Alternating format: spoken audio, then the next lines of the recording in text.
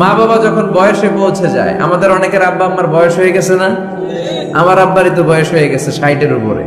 তো আপনারা যারা, আপনাদের আব্বার বয়স 60-70 হয়ে যাবে। আল্লাহ বললেন বাবা মার বয়স যখন 70-80-তে চলে যায়, খবরদার তাদের কোনো কাজে নাক ছিটকাবা না, তাদের কোনো কর্মকাণ্ডে উফ আহ শব্দটাও বলবা না। কথাটা কার? কারণ তোমরা যখন ছোট ছিলা, তোমাদের কোনো কর্মকাণ্ডে তোমার বাবা মা কিন্তু নাক ছিটকায় নাই, ঠিক না? আমরা যখন ছোট ছিলাম, মা বাবারে জ্বালা যন্ত্রণা দিতাম, তখন কিন্তু আমাদেরকে মা বাবা ঘর থেকে বের করে দেয় নাই, দিয়েছে? আপনার কত আগের স্মৃতি মনে আছে? আপনার বয়স যখন 3, কি কি ঘটছিল মনে আছে? তো 3 বছর যদি মনে না থাকে, বয়স যখন 2 ছিল ওইটা মনে আছে? বয়স যখন 1 ছিল, যন্ত্রণা জ্বালা যন্ত্রণা তো ওই সময় করছেন বেশি, ঠিক কি না? শীতের রাতে ডান দিকে আমার মা আমারে শোয়ালো, খেয়াল করে বুঝেন। মাঘ মাসের কনকনে প্রচন্ড শীত, পেশাব করে ডান দিকটা ভিজিয়ে দিয়েছি, মা আমারে ঘর থেকে বের করে দেয় নাই। আদর করে সোহাগ করে যত্ন করে আমার মা আমারে বাম দিকে রেখেছে, আবার বাম দিকে পেশাব করে ভিজিয়ে দিয়েছি, ঘর থেকে বের করে দেয় নাই। রাত 3টার দিকে আমার মা বাম দিক থেকে উঠিয়ে তার বুকের মধ্যে আমারে রেখেছে। রাত 3টার দিকে পেশাব করে আমার মায়ের বুকটা আমি 3টার দিকে ভিজিয়ে দিলাম। আমার মা তখন আমারে ঘর থেকে বের করে দেয় না, এতিমখানায় ফেলে আসে না, এই রাস্তায় ফেলে আসে নাই। রাত 3টার দিকে শাড়িটা চেঞ্জ করে, জামাটা চেঞ্জ করে আবার বুকে নিয়ে ঘুমাতে গিয়েছে, ঠিক কিনা?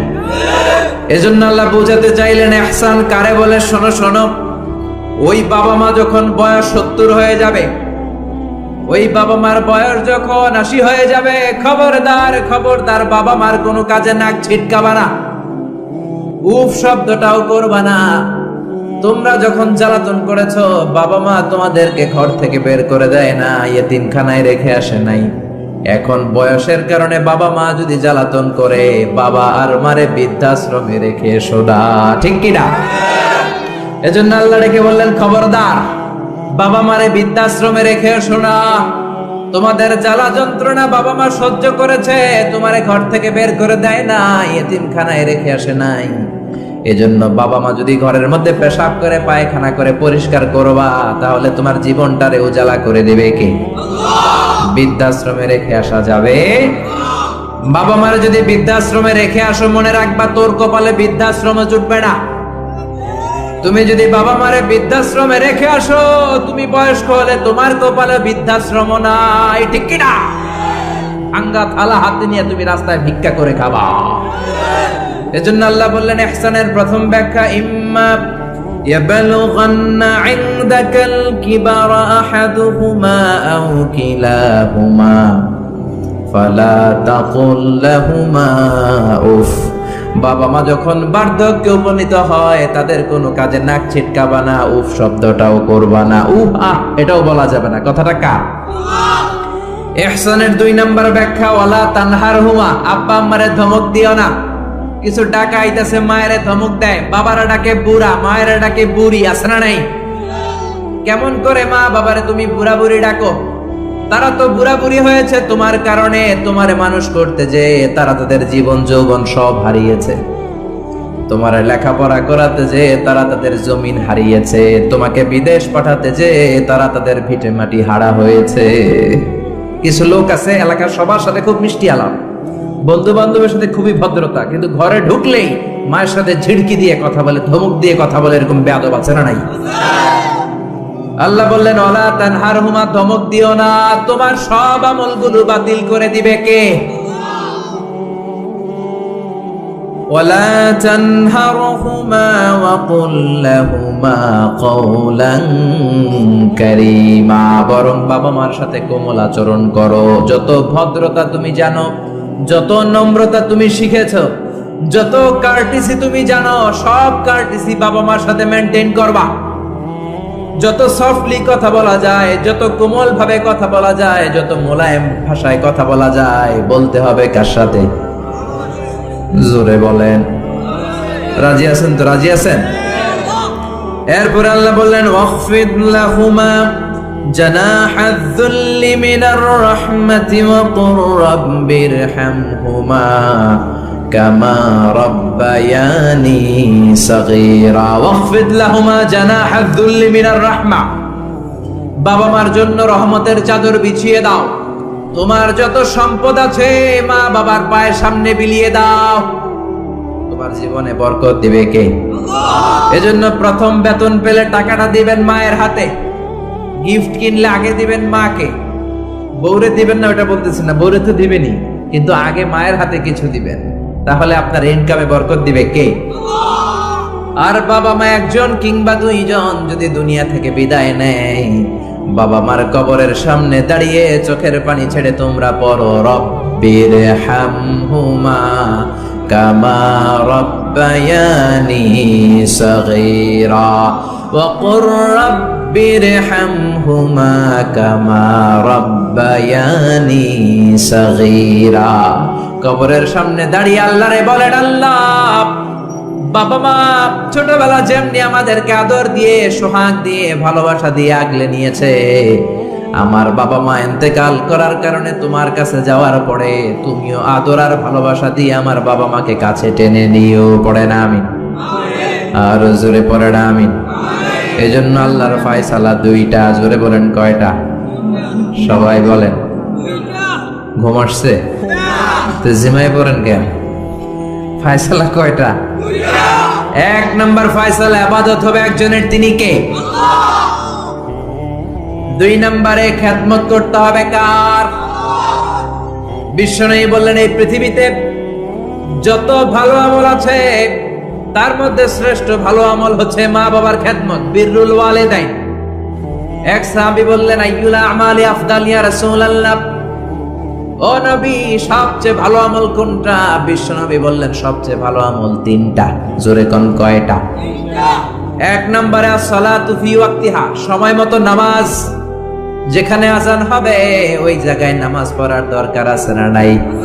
সালাতে কায়েম করো, সালাতে কায়েম করো, হবে সম্মানী তুমি, হবে জান্নাতি তুমি, হবে সম্মানী তুমি, হবে জান্নাতি তুমি। দিবে কাল হাসরে শীতল ছায়া আরশে আজিম, রব্বিয়াল আলা রব্বিয়াল আযীম। ঠিক কি না? এক নাম্বার ভালো আমল হচ্ছে সময় মতো নামাজ। দুই নাম্বার সবচেয়ে ভালো আমল হলো বিররুল ওয়ালিদাইন, মাতা পিতার খেদমত করা। তিন নম্বরে সবচাইতে ভালো আমল হলো আল জিহাদ ফি সাবিলিল্লাহ, আল্লাহর রাস্তায় জিহাদ করা। সুবহানাল্লাহ। তার মানে পৃথিবীর সবচাইতে তিনটা ভালো আমলের মধ্যে মা বাবার সাথে খেদমত করাটা আছে না নাই? এই পৃথিবীর সবচেয়ে ভালো আমল যে তিনটা, এর মধ্যে মা বাবার খেদমত করাটাও আছে। ঠিক কি না? আর এক হাদিসে বিশ্বনবী বললেন মা বাবার খেদমত করা জিহাদের চেয়ে বেশি সওয়াবওয়ালা। এক সাহাবী আসলেন, যা রাজুলুন ইলা রাসূলিল্লাহ ইস্তাআযিনুহুল জিহাদ, এসে বললেন ও নবী জিহাদে যেতে চাই, জিহাদে যাওয়ার অনুমতি দেন। বিশ্বনবী বললেন ও সাহাবী ঘরে আব্বা আম্মা আছে নাকি? সাহাবী বললেন আছে। বিশ্বনবী বললেন ফাফিহিমা ফাজাহিদ, ঘরে যাও বাবা মার খেদমত করো, বাবা মার খেদমত করলে ঘরে বসেই জিহাদের সওয়াব পাবা। বাবা মার খেদমত করলে ঘরে বসেই জিহাদের সওয়াব পাওয়া যায়। চিল্লায় পড়েন আল্লাহু আকবার। এজন্য বাবা মা খুশি হলে আরশের মালিক খুশি, বাবা মা নারাজ তো আরশের মালিক নারাজ। এজন্য বিশ্বনবী বলতেন রিদার রাব্বি ফি রিদাল ওয়ালিদ, বাবা মা যদি খুশি হয় আল্লাহ খুশি হয়। ওয়া সাখাতুর রাব্বি ফি সাখাতিল ওয়ালিদ, বাবা মা যদি নাখোশ হয়ে যায় আরশের মালিক আল্লাহ নাখোশ হয়ে যায়। এজন্য বাবা মার কাছ থেকে দোয়া নেওয়ার দরকার আছে না নাই? বিশ্বনবী বলতেন জান্নাতে দুইটা স্পেশাল দরজা আছে, একটা দরজার নাম আব্বা, আরেকটার নাম মানে আল আব, আরেকটা আল উম। এই দুইটা দরজা আমাদের ঘরে আছে না নাই? এজন্য বিশ্বনবী বলতেন দুইটা দরজা তোমাদের ঘরে আছে। উমা জান্নাতুকা ওয়া নারুক, বাবা মাই তোমার জান্নাত, বাবা মাই তোমার জাহান্নাম। এজন্য বাবা মার সাথে কেমন আচরণ করবা তোমাদের decision. The decision is years. তুমি ডিসাইড করবা তুমি জান্নাতে যাবা না জাহান্নামে যাবা। আপনি কপালে যত সেজদা দেন, যত কপাল কালো বানান, যতগুলো হজ করে আল হাজ টাইটেল লাগান, যত যাকাত দেন, যত আমল করেন, আপনার মা যদি আপনার উপর নাখোশ হয়ে আল্লাহর কাছে বদদোয়া দেয়, আপনার সব আমলগুলোরে বরবাদ করে দিবে কে? এজন্য বাবা মা যদি হিন্দু হয়, বাবা মা যদি নাস্তিক হয়, তারপরও মা বাবার দোয়ার দরকার আছে না নাই? বাংলাদেশে এরকম অনেক হিন্দু ফ্যামিলি আছে, ছেলে মুফাসসিরে কোরআনের তাফসীর শুই না, মুফাসসিরের হাতে হাত রেখে কালিমা পড়ে মুসলমান। এরকম হিন্দু ছেলে আছে না নাই? কিন্তু বাবা মা মুসলমান হয় নাই। এখন বাবা মার সাথে খারাপ আচরণ করা যাবে? বাবা মা যদি হিন্দু হয়, বৌদ্ধ হয়, বাবা মা যদি খ্রিস্টান হয়, সে তোমার বাবা মা, ঠিক কিনা? বিশ্ব নবীর শালীর নাম আসমা। কি নাম? আসমা বিনতে আবি বকর, বুখারীর বর্ণনা। বিশ্ব নবীর কাছে এসে বললেন, নবী আনা মুসলিমা, আমি মুসলিম, ওয়া উম্মি মুশরিকা, আমার মা মুশরিক, আফাসিলুহা, এখন আমি কি করব? আমার মায়ের সাথে ভালো আচরণ করব নাকি খারাপ আচরণ করব? বিশ্বনবী বললেন, খবরদার সিলিহা, তোমার মায়ের সাথে তুমি ভালো আচরণ করবা। বাবা মা মুশরিক হোক, কাফের হোক, তাদের দোয়া, তাদের আশীর্বাদের দরকার আছে না নাই? সাইয়েদনা ইব্রাহিম জালিলা কাদের পয়গাম্বর, ঠিক কি না? উলুল আজমি মিনার রাসূল, খলিলুল্লাহ, মুসলিম মিল্লাতের জাতির পিতা, চিল্লায় কোন ঠিক কি না? কিন্তু ওনার আব্বারে উনি কালেমার দাওয়াত দিতে পারে নাই, দেওয়ার পরেও মানে নাই বাবার নামাজ, তারপরে উনি বাবার সাথে খারাপ আচরণ করেছে নাকি? মোলায়েম ভাষায়, কোমল ভাষায়, আদবের সাথে বাবার ডেকে বলেছে, ইয়া আবাদি লিমা তা'বুদু মা লা ইয়াসমা'ু ওয়া লা ইউবসিরু ওয়া লা ইউগনি আনকা শাইআ।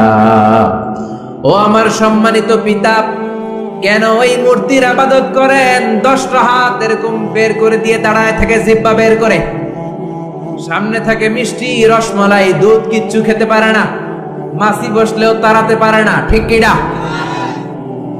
কেন এই মূর্তির পূজা করেন? কেন এই পুতুলের ইবাদত করেন? যে এই পুতুল কানে শোনে না, চোখে দেখে না, নিজের গায়ের মাছিটা নিজে তাড়াতে পারে? বাবারে আদর করে, যত্ন করে, সম্মান দিয়ে বুঝালেন, কিন্তু বাবার সাথে কি সাইয়েদনা ইব্রাহিম খারাপ আচরণ করেছে?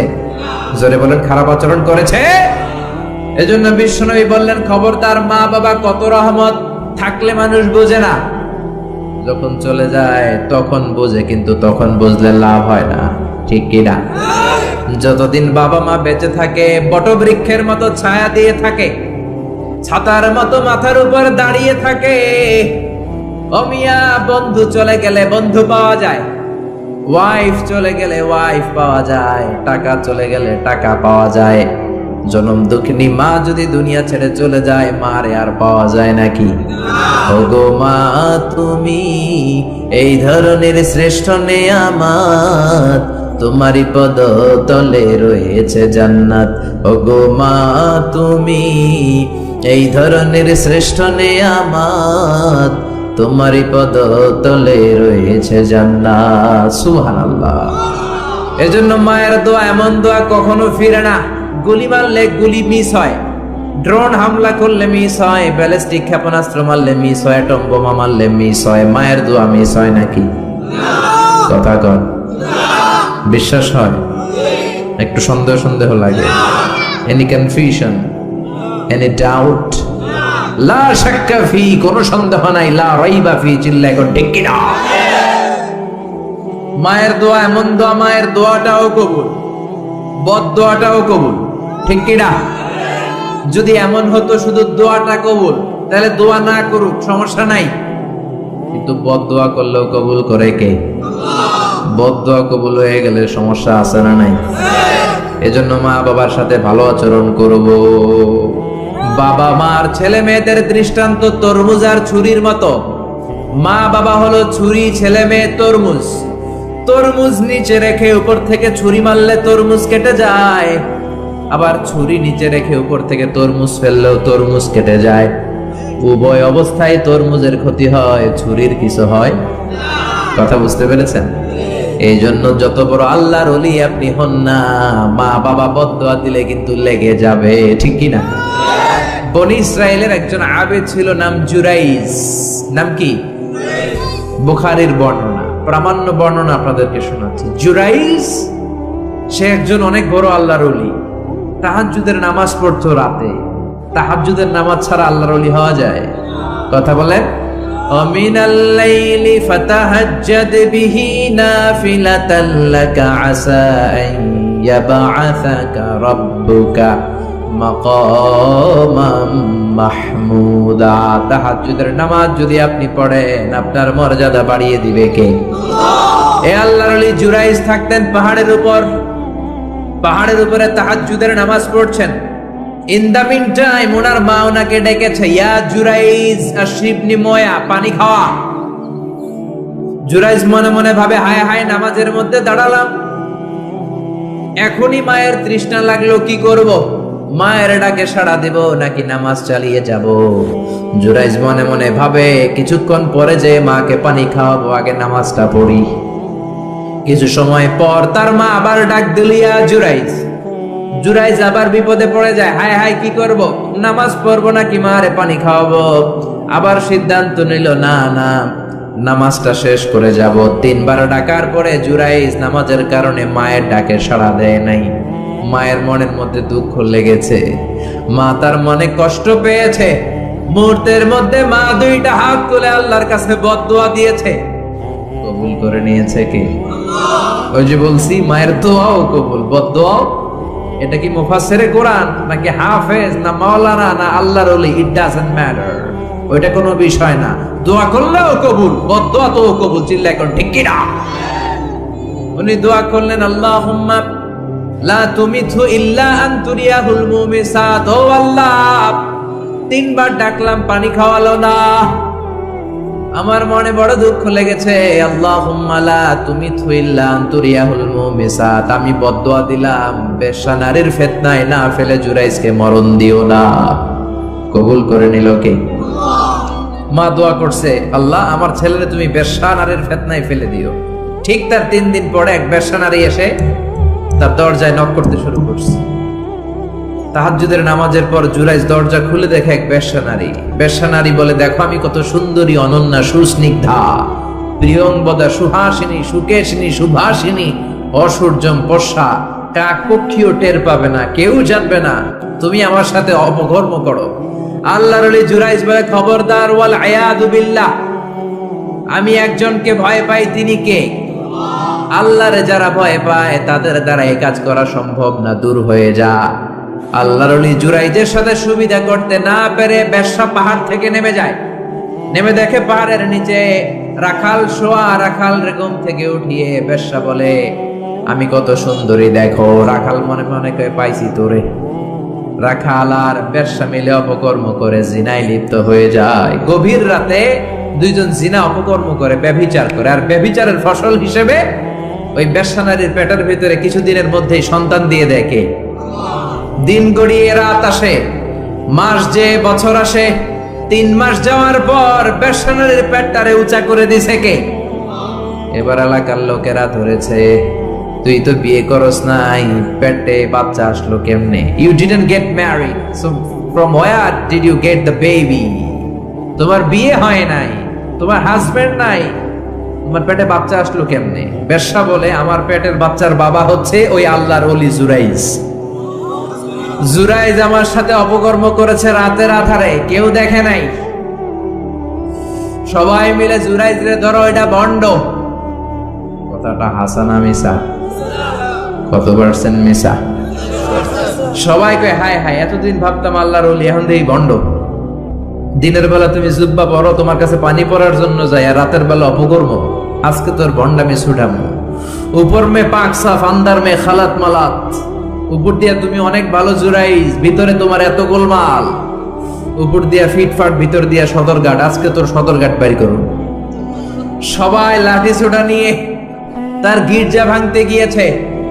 গির্জা ভেঙে মাটির সাথে মেশাকা। কলার ধরে টেনে হিচড়ে জামিনে নামানোর পরে জুরাইজ বলে, কি অপরাধ করলাম? ওইটাই তো কইলি না, মারস কেন? কয়, তুই একটা ভণ্ড। তুই কি?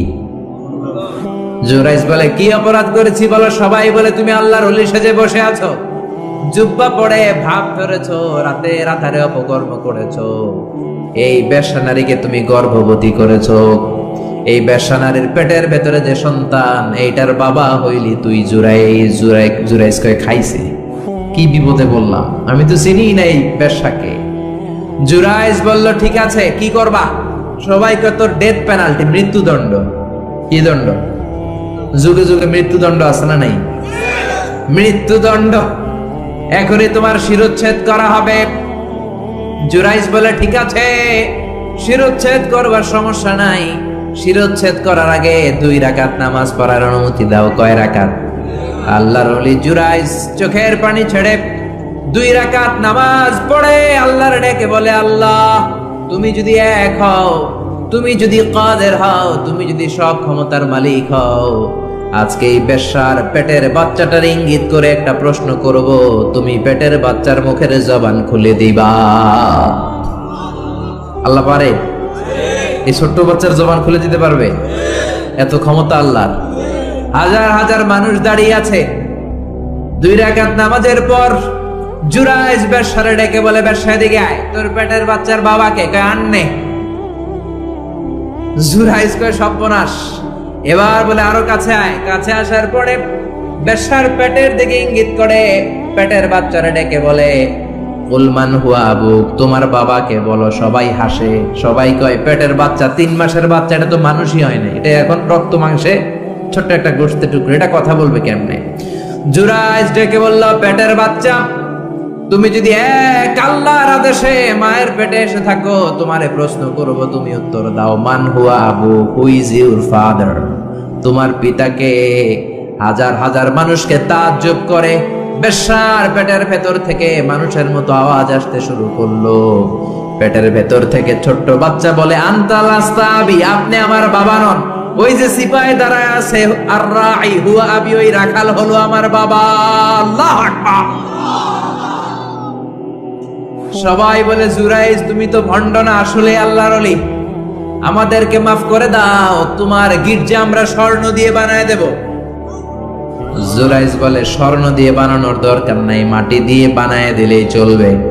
ও মিয়া, এত বড় আল্লাহর ওলি, উনিও মায়ের বদদোয়া থেকে রেহাই পায় না। বুঝতে পেরেছেন?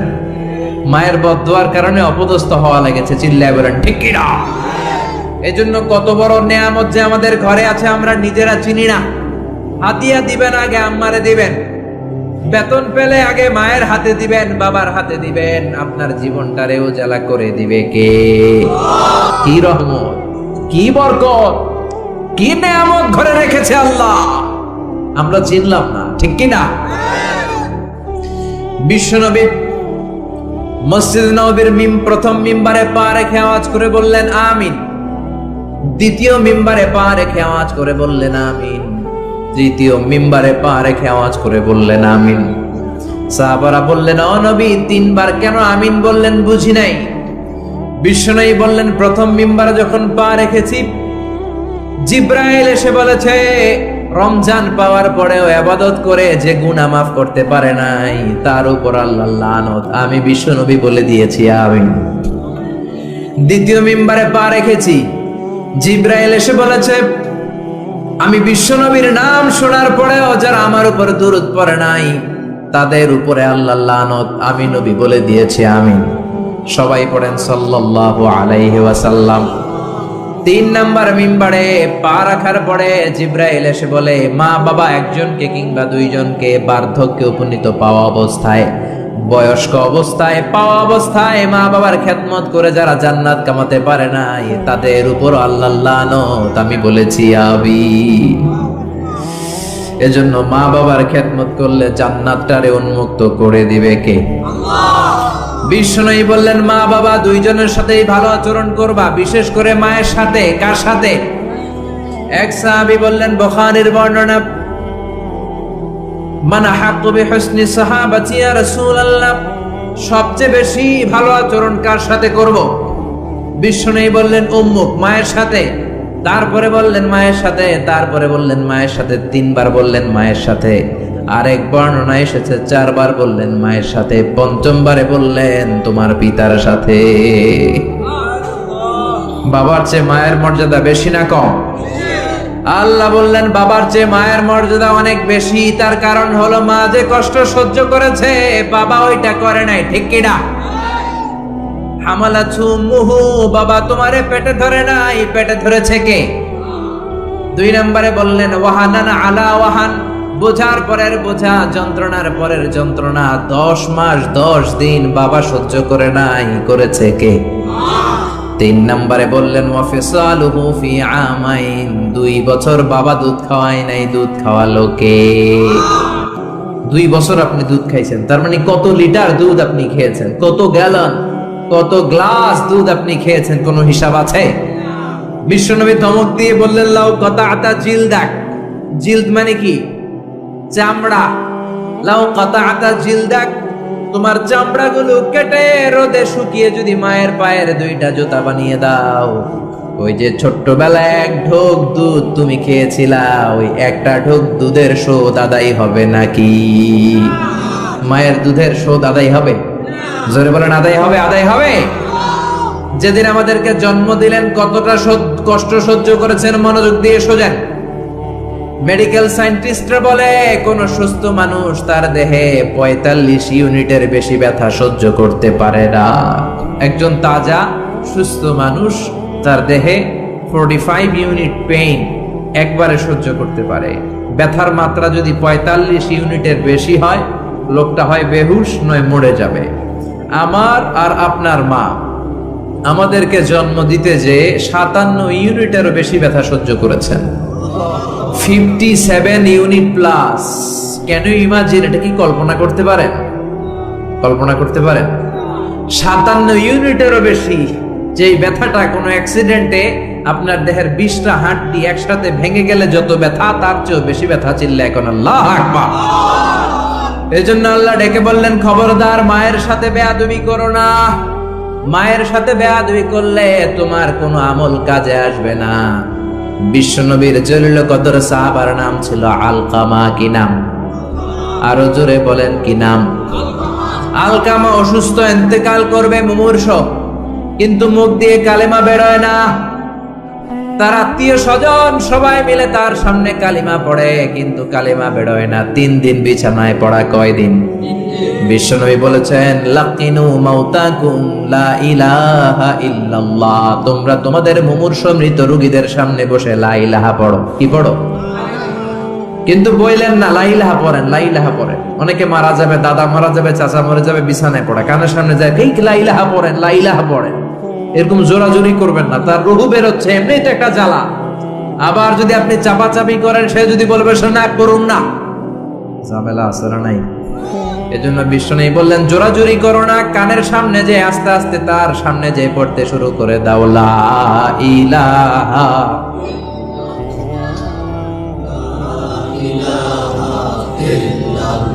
লা ইলাহা ইল্লাল্লাহু মুহাম্মাদুর রাসূলুল্লাহ। লাকিনু মাউতাকুম লা ইলাহা ইল্লাল্লাহ, তোমাদের মৃতদের সামনে যে, মুমূর্ষদের সামনে যে কালিমার তালকিন দাও। আলকামা নামক সাহাবীর মুখ দিয়ে কালিমা বেরোয় না। বিশ্বনবী বেলালকে আর সুহাইবকে, 2 সাহাবীরে পাঠালেন, যাও কালিমার তালকিন দাও। বেলাল যে তালকিন দেয় তারপরেও বেরোয় না, জিহ্বায় আটকে যায়। বিশ্বনবী আলকামার বিবির ডেকে পাঠালেন। আলকামার বিবি আসার পরে বিশ্বনবী বললেন ও আলকামার বিবি, আলকামা কেমন ছিল? বিবি বলে নামাজি ছিল, অনেক দানশীল ছিল, কোনো খারাপ আমল ছিল না। আলকামার বাবা মা কেউ বেঁচে আছে নাকি? আছে। কে আছে? মা আছে, মারা ডাকো। ও আলকামার মা, তোমার আলকামা কোনোদিন নামাজ ছেড়েছে কিনা? না। রোজা ছেড়েছে কিনা? না। মানুষের সাথে খারাপ আচরণ করেছে কিনা? না। তোমার সাথে কেমন আচরণ করেছে? তোমার সাথে কেমন আচরণ করেছে? এই প্রশ্ন করার পরে আলকামার মা কাঁদতে শুরু করে দিলেন। আলকামার মা বলে নবী আমার কথা শুনতো না, শুধু বউয়ের কথা শুনতো।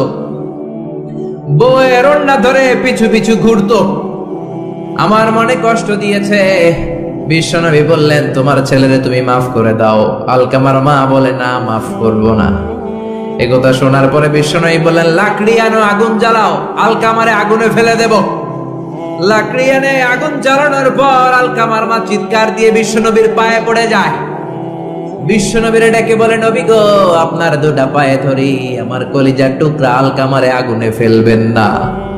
আলকামা আমার নার ছেড়া ধন, আমার কলিজার টুকরা। ও নবী, অনেক কষ্ট দিয়েছে আমার মনে, কিন্তু আগুনে ফেলবেন না। আগুনে ফেলার জন্য ওরে আমি পেটে ধরি নাই, আগুনে ফালানোর জন্য ওরে আমি মানুষ করি নাই। ও নবী, আমার আলকামারে আগুনে পড়বেন না। জান জান, আমি আমার আলকামারে মাফ করে দিলাম। বিশ্বনবীর সামনে দাঁড়িয়ে আলকামার মা যখন মাফ করে দেওয়ার ঘোষণা দিল, বিশ্বনবী সাক্ষী, সাহাবীরা সাক্ষী, আলকামা চিৎকার করে পড়তে শুরু করলো, লা ইলাহা ইল্লাল্লাহু মুহাম্মাদুর রাসূলুল্লাহ সাল্লাল্লাহু আলাইহি সাল্লাম। কালেমা পড়ে শেষ নিঃশ্বাস ত্যাগ করেছে। চিল্লায় কোন আল্লাহু আকবার। এজন্য মা বাবার খেদমতের দরকার আছে না নাই? সৈয়দনা ইব্রাহিম ওনার ছেলেকে রেখে আসলেন মরুভূমিতে, মক্কার জমিনে। তার বিবি হাজেরা সহ হাজার মারা গেল। সৈয়দনা ইসমাইল বড় হলেন, তাগড়া যুবক। বুখারীর বর্ণনা, জুরহুম নামক কওমের একটা মেয়েকে বিয়ে করে সুখের সংসার করলেন। আল্লাহ বললেন, ইব্রাহিম যাও যাও, তোমার ছেলের দেখতে যাও। বুখারীর বর্ণনা, সৈয়দনা ইব্রাহিম ইসমাইলের বাড়িতে দেখা করতে গেলেন, বেড়াতে গেলেন। সৈয়দনা ইসমাইল বাড়িতে নাই, বনে গিয়েছে শিকার করতে। কি করতে? সব নবীরা নিজ হাতে কামাই করে খেয়েছেন, ঠিক কিনা? শিকার করতে গিয়েছেন। সৈয়দনা ইব্রাহিম দরজার পাশ থেকে সালাম দিলেন, আসসালামু আলাইকুম। ভেতর থেকে কর্কশ কণ্ঠে, ঝাঁঝালো কণ্ঠে, রাগ মাখা কণ্ঠে একটা মেয়ে উত্তর দেয়, আলাইকুমুস সালাম। সৈয়দনা ইব্রাহিম বললেন, কাইফা হালুকি ইয়া উম্মি, ও মা তুমি কেমন আছো? মেয়েটা ভিতর থেকে বলে, বেশি ভালো নাই। দিন কান কেমন চলে? কয় সুবিধার না। খাওয়া দাওয়া হয়নি? কয় না, হয় না। আমনে কেডা? সৈয়দনা ইব্রাহিম বলে, আমারে চিনবা না? ইদা জাআ যাওজুকি মিনাল গাবা, তোমার স্বামী যখন বন থেকে ফিরবে, ফাকরাই আলাইহিস সালাম, তোমার স্বামীর একটা সালাম দিবা। ওয়ামুরিহিয়া ইগাইরা আতাবাতা বাবিহি, আর বলবা ঘরের দরজার চৌকাঠ যেন পাল্টে ফেলে। চলে গেলেন। বিকেল বেলা সৈয়দনা ইসমাইল চলে আসলেন। আসার পরে বিবি বলে, একটা বুড়া আইছিল। বুড়া কে আইছিল? সৈয়দনা ইসমাইল বলে, বুড়া আসবে কোত্থেকে? কেন এসেছে? কি জন্য এসেছে? কি বলেছে? তার স্ত্রী বলতে লাগলো, আপনারে সালাম দিয়েছে। ওয়ালাইকুমুস সালাম, আর বলেছে আপনি যেন ঘরের দরজার চৌকাঠ যেন পাল্টে ফেলেন। এই কথা বলার সাথে সাথে সৈয়দনা ইসমাইল ভয় পেয়ে গেলেন, লাফ দিয়ে উঠলেন। কি? ঘরের দরজার চৌকাঠ পাল্টে ফেলতে বলেছে ওই বয়স্ক লোক? ও মিয়া, চোর চিনে চোরের সিগন্যাল, পুলিশ চিনে পুলিশের সিগন্যাল, আর নবী চিনে নবীর। উনি নবী, বাবাও নবী। বাবা ইব্রাহিমের সিগন্যাল বুঝে ফেলেছে। চিৎকার দিয়ে বলে, ও কপাল পুল্লি, তুই কপাল পুল্লি, নিজের কপালে নিজে কুড়াল মারলি। যারে বুড়া বইলা গালি দিলি, বুড়া না, তোর শ্বশুর, আমার বাবা ইব্রাহিম খলিল। আমার বাবা যেই কথাটা বলে গিয়েছে, কথাটা তো সুবিধার না, এটার গ্রিন সিগন্যাল না, রেড সিগন্যাল। আমার বাবা বলেছে তোরে যেন আমি তালাক দেই, আমি যেন তোরে ডিভোর্স দেই। কেডা? বের হয়ে যা, ডিভোর্স দিয়ে দিলাম। আপনার আব্বাও যদি রাগ করে রাখে, পোলা তোর বউরে ডিভোর্স দিয়ে দিবেন নাকি? আবার দিয়ে দিন না। আপনার বাবাও বাবা, ইসমাইলের বাবা ইব্রাহিমও। উনি সাধারণ বাবা নন, আল্লাহর পক্ষ থেকে ওহী পেয়ে উনি কথা বলেন। আপনার বাবাও যদি রাগ করে বলে, ও বাবা তোর বউরে তালাক দিয়েন না, কি করবেন? সংলাপ করবেন, সমঝোতা করবেন। আমাদের দুই নেত্রী সংলাপ করে না তো কি হইছে? আমরা ঘরে করব, ঘরে ঘরে আমরা সংলাপ সমঝোতা করব। চিল্লা এখন, ঠিক কিনা? মিটিং করবেন, মিলায়া দিবেন। ইসলাম বলে মিলায়া দাও, লাগায়া দিও না। কিছু লোক আছে লাগায়া দেয়, আছে না নাই? দুইজন ঝগড়া করে মিলায়া দেন, আপনার মর্যাদা বাড়িয়ে দিবে কে? আগুন ধরলে আপনারা কি দিয়া নিবান? অনেকে ওটার মধ্যে তেল ঢালে, আছে না নাই? আর একটু জ্বলুক, আর একটু লাগুক, ভালোই লাগে, আছে না নাই? বিশ্বনবী মিলাই দিতেন, লাগাই দিতেন না। আপনি মিলাই দিবেন, আল্লাহ আপনার মর্যাদা বাড়ায় দিবে। আপনার বাবা যদি বলে তোর বিবিরে তালাক দে, বাবারেও বুঝান, বউরেও বুঝান। আরে তালাক তো অনেক পরের কথা। আমরা ইসলামের দেয়া তালাকের সিস্টেম মেনে চললে বাংলাদেশের ডিভোর্স রেট কমে যাবে, কোনো তালাকই হবে না, ঠিক কি না? ইসলাম পঞ্চম স্টেপে তালাক দিতে বলেছে, ফিফথ স্টেপ। ফার্স্ট স্টেপ হচ্ছে ফাইদুহুন্না, ওয়াইফ কথা শুনে না, কক্সবাজার ঘুরতে নিয়ে যাও, কথা শুনবে। সুবহানাল্লাহ পড়েন। কথা শুনে না, যমুনা ফিউচার পার্কে নিয়ে যাবা, বসুন্ধরা শপিং কমপ্লেক্স থেকে দামি শাড়ি কিনে দেবা, আউটিং এ যাবা, হ্যাং আউট করবা, কথা শুনবে, ঠিক কি না? বিশ্বনবী বললেন রিফকাম বিল কাওয়ারি, নারীদের মন নরম, তাদের সাথে নরম ভাবে কথা বলতে হবে, গরম হইলেই ঝামেলা, ঠিক কি না? তাহলে কথা না শুনলে প্রথমে আল্লাহ বললেন ফাইদুহুন্না, ওয়াজ করো, বেড়াতে নিয়ে যাও, এইটাতেও কাজ হয় না। 2 নম্বরে বললেন ওয়াহজুরুহুন্না ফিল মাদাজে, বিছনা আলাদা করো, তারে এক রুমে ঘুমাতে দাও, তুমি আরেক রুমে ঘুমাবা। এই বিচ্ছেদে হয়তো তার মনের মধ্যে হেদায়েত চলে আসবে, এইটাতেও কাজ হয় না। 3 নাম্বার স্টেপ ওয়াদ্রিবুহুন্না, শাসন করো। অনেকে ওয়াদ্রিবুহুন্নার ব্যাখ্যা করে পিটাও, না, বিশ্বনবী তার একটা বিবিরও পিটায় নাই, ঠিক কি না? ওয়াদ্রিবুহুন্না মানে শাসন করো, একটু করা হও, যদিও শাব্দিক অর্থ পিটাও, কিন্তু এখানে পিটানোর অর্থ নেওয়া যাবে না। এর ব্যাখ্যা কি হবে? ব্যাখ্যা করতে যে মুফাসসিররা হয়রান হয়ে গিয়েছে। কোন মুফাসসির বলে ছোট্ট কাঠি দিয়া পিটাইবেন, এই কথা হনস না কেন?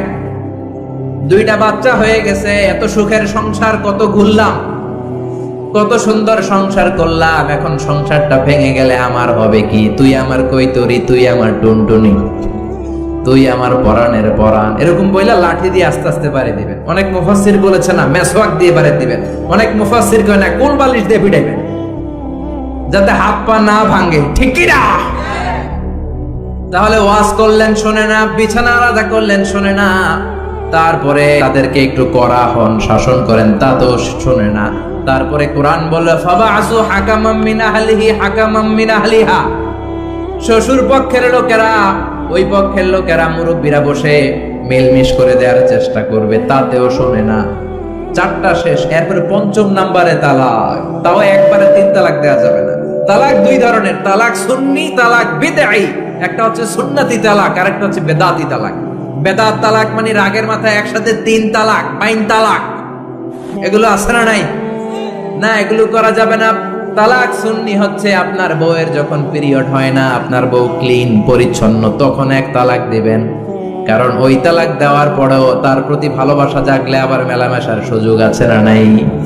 1 মাস সুযোগ আছে, ফিরে আনতে পারবেন, কথা শোনে না। 2য় মাসে আবার আরেকটা তালাক দিবেন, আরো 1 মাস সুযোগ, কয় মাস? তারপরে 3য় মাসে যখন আরেক তালাক দিয়ে দিলেন, আর তালাক আল বাইন আল বাইনুনা, কমপ্লিট ডিভোর্স, আর এই বউয়ের কাছে যাওয়া যাবে? এই সিস্টেম একটার পর একটা যদি আপনি মানেন, তালাক হবে? কথা কন। আরে প্রথম ধাক্কায় কক্সবাজারে গেলেই তো আবার শান্তির সংসার শুরু হয়ে যাবে, ঠিক কি না? এজন্য ধাপে ধাপে ওমরে ফারুকের জামানায় এক লোক তার স্ত্রীকে 100 তালাক দিছে। বউ এসে বিচার দিছে, আমার জামাই আমার 100 তালাক দিছে। 100 তালাক দিছে, নিয়ে আসো তোমার হাজবেন্ডরে। নিয়ে আসা হলো, কিরে কয় তালাক দিছস? কয় 100। কি লেগে দিছস? দিবি 3টা। দিছস 100টা, কারণ কি? কয় মেজাজ গরম আছিল। ওমরে ফারুক বলে, তারা বিচার করে দিয়েছে, 3 তালাকে তোর বউ তালাক, বাকি 97 তালাক তোর পিঠের উপরে পড়বে। এরকম নিয়ম যদি বাংলাদেশে থাকে, উল্টা পাল্টা তালাক হবে? জোরে বলেন। এজন্য আপনার বাবা ও বাবা ইসমাইলের বাবা ইব্রাহিম,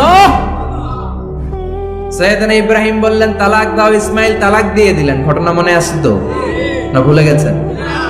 তালাক দিয়ে দিলেন, নতুন বিয়ে করলেন। 3 বছর পর আবার সৈয়দনা ইব্রাহিম দেখা করতে আসলেন। আজকেও সৈয়দনা ইসমাইল বাড়িতে নাই, বনে গিয়েছে শিকার করার জন্য। আজকেও সৈয়দনা ইব্রাহিম এসে সালাম দিল, আসসালামু আলাইকুম। আজকে জাদুমাখা কণ্ঠে, মধুমাখা কণ্ঠে, সুরেলা কণ্ঠে একটা মেয়ে উত্তর দিল, ওয়া আলাইকুমুস সালাম। জিজ্ঞেস করলো, কাইফা হালুকি ইয়া উম্মি, মা কেমন আছো? মেয়ে কয়, আলহামদুলিল্লাহ আলা কুল্লি হাল, সব সময় আমরা ভালো আছি। সুবহানাল্লাহ কইবেন না? দিনকাল কেমন যায়? কয় খুব ভালো। খাবার দাবার? কয় খুব ভালো। আপনি কে? আমার চিনবা না? মেয়ে বলে, আপনারা আমি চিনতে চাই। এই মরুভূমিতে কেউ কোনোদিন আমাদের খবর নেয় না, কে আপনি? মুরব্বী বাজান, দয়ালু মানুষ, আমাদের খোঁজ খবর নেয়ার জন্য এসেছেন? বাইরে রৌদ্রের মধ্যে দাঁড়িয়ে আছেন কেন? ভিতরে আসেন। সাইয়েদনা ইব্রাহিম ঢুকতে চায় না, মেয়েটা জোরাজুরি শুরু করেছে। জোর করে ঘরে ঢুকালো, শরবত বানিয়ে খাওয়ালো, রুটি বানিয়ে খাওয়ালো, খেজুর বানিয়ে খাওয়ালো, ছাগল বলতো ছাগলের দুধ খাওয়ালো। সাইয়েদনা ইব্রাহিম এই আপ্যায়ন দেখে চোখের পানি ছেড়ে মেয়েটার জন্য দোয়া করে দিল। ও মেয়ে, এইটাও মাইয়া, আগেরটাও। আহা, সাইয়েদনা ইব্রাহিম দোয়া করে দিল আর বললে, ইদা জাআ যাওজুকা মিনাল গাবা, তোমার স্বামী যখন বন থেকে ফিরে আসবে, ফাকরাই আলাইহি সালাম, স্বামীর একটা সালাম দিবা। ওয়া মুরিহি আন ইউসবিতা আতাবাতা বাবিহি, আর বলবা ঘরের দরজার নতুন চৌকাঠ যেন জীবনেও না পাল্টায়। সাইয়েদনা ইসমাইল ফিরলেন। ওয়াইফ বলতেছে, নুরানি চেহারা এক আল্লাহর ওলির মতো লোক আসছিল, মুরব্বি টাইপের। মুরব্বি টাইপের এইটা শুনে তো সাইয়েদনা ইসমাইল ভড়কে গিয়েছে, লাভ দিয়ে উঠছে, কি মুরব্বি? কারণ আগের একটা তিক্ত অভিজ্ঞতা আছে না নাই? চিৎকার দিয়ে বলে, তাড়াতাড়ি বল, কেমন আচরণ করেছিলি বল। বিবি বলে, আপনি ভয় পাবেন না, অনেক ভালো আচরণ করেছি, আপ্যায়ন করেছি। উনিও আমার মাথায় হাত বুলিয়ে দোয়া করেছেন, আপনারে সালাম দিয়েছেন, আর বলেছেন ঘরের দরজার নতুন চৌকাঠটা যেন জীবনেও আপনি না পাল্টান। আদরের চোটে বিবিকে জড়িয়ে ধরলেন, বললেন, ও বিবি, তুই তো পরীক্ষায় গোল্ডেন এ প্লাস। কি পাইছস? গোল্ডেন। নুরানি চেহারার যে লোকটা এসেছিল সাধারণ কোন লোক নয়, তোমার শ্বশুর, আমার বাবা ইব্রাহিম খলিল। আমার বাবা চৌকাঠ বলতে তোকে বুঝিয়েছে আর বোঝাতে চেয়েছে, এই যে তোরে আমি বিয়ে করেছি, জীবনেও যেন তোরে তালাক না দেই। তোর হাতটা যে দুনিয়াতে আমি ধরেছি, তোর হাত ধরেই যেন দুজনে জান্নাতে ঢুকে যায়। এজন্য বাবা মার দোয়ার দরকার আছে না নাই? নিতে রাজি আছেন তো? আছেন? আছেন? আপনি যত বড় আল্লাহর ওলি হন, বাবা মা বদদোয়া দিয়ে দিলে সব শেষ, দুনিয়াও শেষ, আখিরাতও আমও শেষ। সালাম। সাইয়েদনা মুসা আলাইহিস সালাম আল্লাহর ডেকে বললেন, আল্লাহ, ও আল্লাহ, জানতে চাই কিয়ামতে আমার সাথী হবে কে জান্নাতে? আল্লাহ বললেন, সাহিবুকা ফিল জান্নাতি জাজ্জার, কিয়ামতের দিন বিচারের শেষে তোমার সাথী হবে একজন কসাই। কে হবে? শুনে মুসা আলাইহিস সালাম খুব আপসেট। কি রে, আমি নবী মানুষ, পৃথিবীতে 5 জন নবী সেরা, এর মধ্যে আমি একজন। 4 জনের সেরা কিতাব দিয়েছে, ওইটাও আমারে দিছে। সরাসরি আমার সাথে আল্লাহ কথা বলতো আর জান্নাতে রাখবে কসাইয়ের লোকে। ঘটনাটা কি? আল্লাহরে বললেন, আল্লাহ, কি আমল এই কসাইয়ের, কেন কসাই যাবে? আল্লাহ বললেন, মুসা, যাও যাও, নিজের চোখে দেখে নাও কি আমল করেছে ওই কসাই। সাইয়েদনা মুসা কসাইয়ের দোকানে যেয়ে দেখলেন, না, স্পেশাল কোনো আমল নাই, খালি গোশত কোপায়। কি কোপায়? সারাদিন গোশত কোপানোর পর বিকেল বেলা সুন্দর একটা গোশতের টুকরা প্যাকিং করে বাড়ির দিকে রওনা। সাইয়েদনা মুসা আলাইহিস সালাম পিছনে পিছনে রওনা। বাড়িতে যাওয়ার পরে সাইয়েদনা মুসা আলাইহিস সালাম তার দরে নক করতে শুরু করলো দরজায়। দরজা খোলার পরে ছদ্মবেশে সাইয়েদনা মুসা বলে, আমি একজন মুসাফির, আজকে রাতটা যদি আপনি থাকতে দেন বড্ড ভালো হয়। কসাই বলে, আহলান সাহালান মারহাবান তৈয়বান, আসেন মিয়া, বসেন, এই ঘরে বসেন, পাশের ঘরে আমার একটু কাজ আছে। পাশের ঘরে কসাই ঢুকে মাচা থেকে একটা বৃদ্ধা মহিলাকে নামিয়ে নিজ হাতে গোসল করিয়ে, টাওয়াল দিয়ে হাত পা মুছে দিয়ে, নিজ হাতে গরুর গোশত রান্না করে, নিজ হাতে রুটি বানিয়ে ওই মহিলার মুখের মধ্যে রুটি আর গোশত তুলে দিতে লাগলেন। বৃদ্ধা মহিলা রুটি খেতে খেতে চোখের পানি ছাড়ে আর মুচকি মুচকি হাসে। খাওয়ার পরে মহিলা 2 হাত তুলে আল্লাহর কাছে দোয়া করে। মহিলারে খাওয়ানোর পরে বাটির মধ্যে রুটি আর গোশত এনে কসাই বলে, ও ভাই মুসাফির, আপনার রাতের খাবার খান, রাতের খাবার খেয়ে আপনি ঘুমিয়ে যান, সকালে যাবেন আপনি আপনার পথে, আমি যাব আমার দোকানে। সাইয়েদনা মুসা বলেন, পরে খাবো, আগে বলো বৃদ্ধা মহিলাটাকে। কসাই বলে, এই মহিলাটা ছাড়া দুনিয়ায় আমার আর কেউ নাই, আমি ছাড়াও এই মহিলাটার আর কেউ নাই, এই মহিলাটার কেউ নাই। এই মহিলাটা হলো আমার জনম দুঃখিনী মা। মা ছাড়া আমার পৃথিবীতে আর কেউ নাই, আমি ছাড়াও আমার মায়ের আর কেউ নাই। প্রতিদিন গোশত কেটে ভালো একটা গোশতের টুকরা এনে আমার মারে আমি খাওয়াই, নিজ হাতে গোসল করাই, মার গা টাওয়াল দিয়ে মুছে দেই, রুটি বানিয়ে গোশত রান্না করে মায়ের মুখে খাবার তুলে দেয়। আমার মা দোয়া করে। সাইয়েদনা মুসা বললেন, পাশের রুম থেকে তোমার মা কি দোয়া করেছে? বীর বীর বীর বীর করে একটা শব্দ কানে আসলো, অস্পষ্ট আওয়াজ। কি বলেছে আমি বুঝি নাই, কি দোয়া করেছে তোমার মা বলো? কসাই বলে, গত 20 বছর যাবত আমার মা একটা পাগলা দোয়া করে, আমি জানি কোনোদিন এই দোয়া কবুল হবে না। সাইয়েদনা মুসা বললেন, আরে ভাই বলোই না, কি দোয়া? কসাই বলে, আমার মা আমার উপর খুশি হয়ে প্রতিদিন খাওয়ার পরে হাত তুলে আঁচল পেতে আল্লাহর ডেকে বলে, আল্লাহ আল্লাহুম্মা জাআল ইবনি জালিসা মুসা ইয়াউমাল কিয়ামা। ও আল্লাহ, শুনেছি এই জামানার বনি ইসরাইলের সবচেয়ে বড় পয়গম্বর মুসা কালিম, উনি নাকি সবচেয়ে বড় নবী। আমার ছেলের খেদমতে আমি এত খুশি, আমার ছেলের উপরে এত সন্তুষ্ট আমি আমার ছেলের জন্য দোয়া করলাম। এই জামানার বড় পয়গম্বর মুসা যখন কিয়ামতের দিন বিচার শেষে জান্নাতে যাবে, আমার কসাই ছেলেরে তুমি ওই নবী মুসার সাথে জান্নাতে ঢুকাইয়া দিবা। কবুল করে নিছে কে? মুসা আলাইহিস সালাম মনে মনে বললেন, আরে কানেকশন তো এই জায়গায়, কানেকশন তো আসল জায়গায়। এজন্য মায়ের দোয়া ছাড়া এই পৃথিবীতে কেউ বড় নেতা হতে পারে নাই, কেউ ব্যবসায়ী হতে পারে নাই, কেউ মুফাসসিরে কোরআন হতে পারে না, হাফেজ হতে পারে না, মাওলানা হতে পারে না, আল্লাহর ওলি হতে পারে না, তার জীবনে সফল হতে পারে না। চিল্লা এখন ঠিক কিনা? বিশ্বনবী মা বাবার আদর পায় নাই, জন্মের আগেই বিশ্বনবীর বাবা নাই, দাদার কাছে মানুষ, পরে চাচার কাছে মানুষ, মায়েরও বেশি দিন পায় নাই, পেয়েছে মাত্র 6 বছর। মাও দুনিয়া থেকে বিদায়, এতিম নবী একা একা বড় হলেন। হুদাইবিয়ার উমরা করতে যাবেন, 1400 সাহাবীকে নিয়ে বিশ্বনবী রওনা হলেন। সফরের মাঝখানে মায়ের কবর। বিশ্বনবী সাহাবীদেরকে বললেন, ও সাহাবারা, এই যে একটা কবর দেখা যায়, এটা আমার মায়ের কবর। বিশ্বনবীর মায়ের নাম কি? আরো জোরে বলেন। তোরা দেখে যা আমিনা মায়ের কোলে, মধু পূর্ণিমারি শেথা চাঁদ দোলে, যেন উষার কোলে রাঙা রবি দোলে। তোরা দেখে যা আমিনা মায়ের কোলে, কলমা খুলুকে আজি ধ্বনি ওঠে কে এলোই, কালিমা শাহাদাতের বাণী ঠোঁটে কে এলোই, পড়ে দুরুদ ফেরেশতা বেহেশতের দুয়ার খোলে। তোরা দেখে যা আমিনা মায়ের কোলে। আল্লাহু আকবার। বিশ্বনবী বললেন, চিনো নাকি কবরটা কার? এটা আমার আম্মার কবর। আল্লাহর কাছে অনুমতি পেয়েছি মায়ের কবর জিয়ারত করার, কিন্তু খবরদার খবরদার, তোমরাও জিয়ারত করবা, কিন্তু চোখের পানি ছাড়তে পারবা না, কান্না করতে পারবা না। 1400 সাহাবীকে বিশ্বনবী কান্না করতে নিষেধ করে নিজে মায়ের কবরের সামনে দাঁড়িয়ে ছোট্ট বাচ্চার মতো হাউমাউ করে কান্না জুড়ে দিলে। সাহাবীরা বলে, এত কাঁদতে আমরা বিশ্বনবীর জীবনেও দেখি নাই। বিশ্বনবী নিজেকে সামলে রাখতে পারছেন না, ছোট বাচ্চার মতো হাউমাউ করে কাঁদে। বিশ্বনবীর চোখের পানি দেখে 1400 সাহাবাও কান্না জুড়ে দিল। বিশ্বনবী সাহাবীদের দিকে তাকিয়ে ধমক দিয়ে বলে, তোমরা কাঁদো কেন? আমি না বলেছি কাঁদবা না? সাহাবারা বলে, নবী গো, আপনারে আমরা আমাদের কলিজার চাইতে বেশি ভালোবাসি।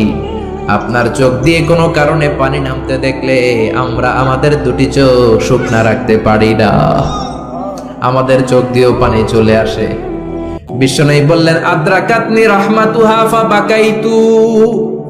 আমার মা যে আমারে ছোটবেলা আদর করেছে, ওই আদরের স্মৃতি আমার মনে পড়েছে।